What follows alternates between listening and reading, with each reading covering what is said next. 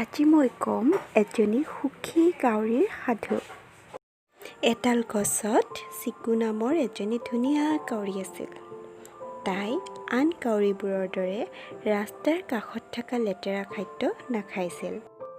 সদায় গছডালৰ কাষৰ মানুহ ঘৰে পিছফালে তাইৰ বাবে পেলাই দিয়া খাদ্যহে খাইছিল। সেইবাবে তাই খুব সুখী বুলি ভাবিছিল নিজকে আৰু আপোন পাহৰা হৈ আনন্দতে আকাশত উৰি ফুৰিছিল।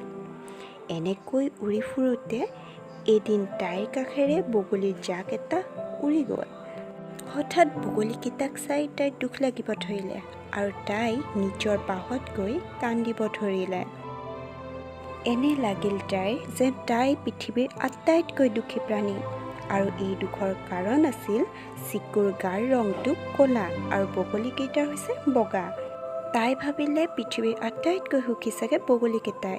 ইমান ধুনীয়া বগলীকেইটা কিমান যে সুখী আৰু এই কথাটোৰ নিশ্চিত হ'বলৈ তাই বগলীকেইটাৰ ওচৰত গ'ল আৰু সুধিলে, বগলী মামা তুমি চাগে বহুত সুখী ন? বগলীয়ে সুধিলে, কিয়? চিকুৱে ক'লে, তুমি ইমান বগা, ইমান ধুনীয়া গাৰ ৰং তোমাৰ, তুমি চাগে খুব সুখী। মোৰহে গাৰ ৰংটো ক'লা হ'ল। এইবুলি দুখ কৰি ক'লে। বগলীয়ে ক'লে, নহয় অ' ভাগিন, প্ৰথমতে ময়ো সুখী বুলিয়ে ভাবিছিলোঁ নিজক, কিন্তু মোৰ ধাৰণা ভুল হ'ল। মোৰ ৰং মাত্ৰ বগা, কিন্তু ভাটৌৰ গাত দুটা ৰং আছে, তেওঁক সোধাগৈ তুমি, তেওঁৱে খুব সুখী। এনেকৈ কোৱাত চিকু নামৰ কাউৰীজনী উৰি গৈ ভাটৌৰ কাষ পালেগৈ আৰু সুধিলে, ভাটৌ ককা তুমি ইমান ধুনীয়া, তোমাৰ গাৰ ৰঙো দুটা, তুমি চাগে খুব সুখী ন? তোমাৰ সমান সুখী চাগে কোনো নাই। নাতিনী চিকু, ময়ো ভাবিছিলোঁ মোৰ ৰং দুটা, দেখিবও মই ধুনীয়া, কিন্তু মোতকৈ সুখী ময়ূৰ, কাৰণ তেওঁৰ ৰং খুব ধুনীয়া। ৰং বিৰং তেওঁৰ দেহ, তুমি তেওঁৰ কাষলৈ যোৱা। কাউৰীজনী পুনৰ হতাশ হ'ল আৰু হতাশ হৈ উৰি ময়ূৰৰ কাষ পালেগৈ। কিন্তু সেই সময়ত ময়ূৰক চাবলৈ শ শ মানুহে ভিৰ কৰি আছিল। সেইবাবে কাউৰীজনীয়ে তাতে অপেক্ষা কৰিলে। এনেতে ময়ূৰক চাব অহা মানুহবোৰ গ'ল আৰু কাউৰীয়ে ময়ূৰক সুধিলে, ময়ূৰ দা তুমি ইমান ধুনীয়া, তোমাক চাবলৈ ইমান মানুহ আহে, তুমি চাগে আটাইতকৈ বেছি সুখী ন?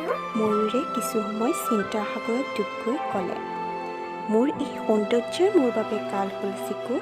দূৰৰ পৰা চাই তুমি ভাবিলা মই বহুত সুখী, মোক চাবলৈ শ শ মানুহ আহে আৰু সেইবাবেই মোক বন্দী কৰি থোৱা হয়। মোৰ এই জীৱন বন্দীত্বৰ, তুমিতো মুক্ত আকাশত মুক্তমনে উৰিব পাৰা আৰু আটাইতকৈ সুখী সেইবাবে তুমি হয় চিকু।